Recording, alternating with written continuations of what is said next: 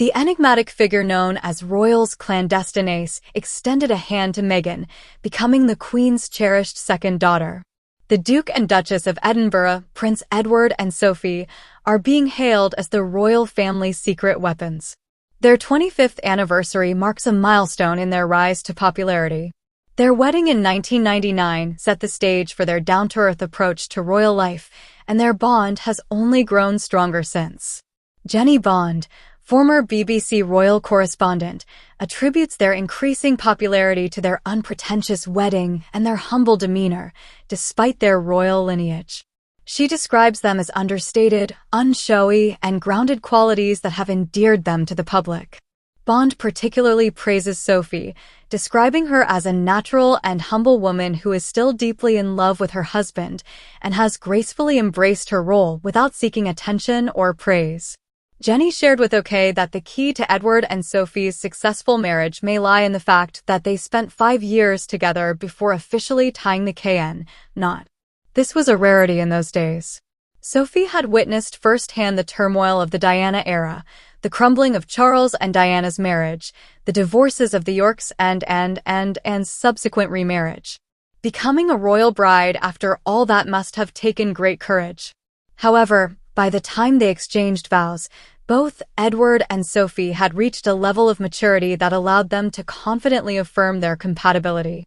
The love story of Edward and Sophie began in 1987 when their paths crossed at London's Capital Radio, but it wasn't until a serendipitous encounter at a charity tennis match 6 years later that true sparks flew.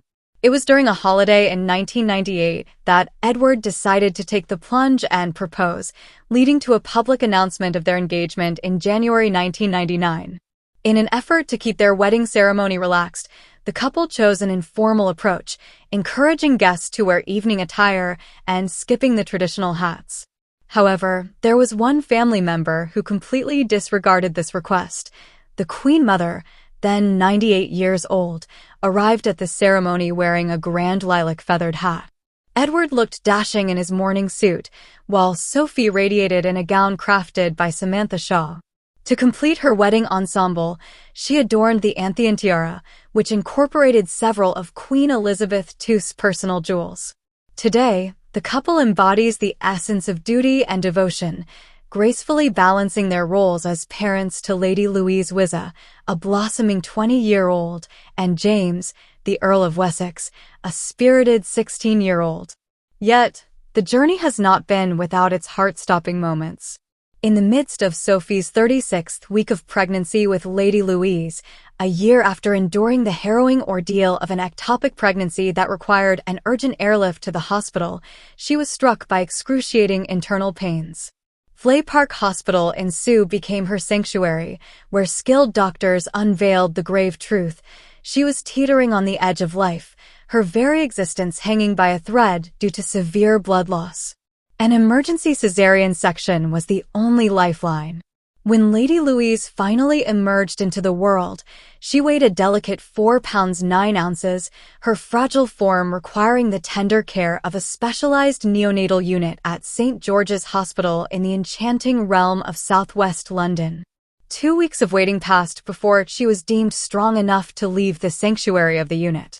Tragedy has cast its shadow upon Sophie's path, stealing away her beloved mother, Mary Read Jones, in the year 2005. The subsequent losses of Prince Philip and Queen Elizabeth II have further tested the mettle of this resilient couple, their hearts burdened with grief. Sophie's compassion extends far beyond the boundaries of her own kin, as whispers suggest she extended a comforting hand to both Kate Middleton and Meghan Markle during pivotal moments in their royal journeys.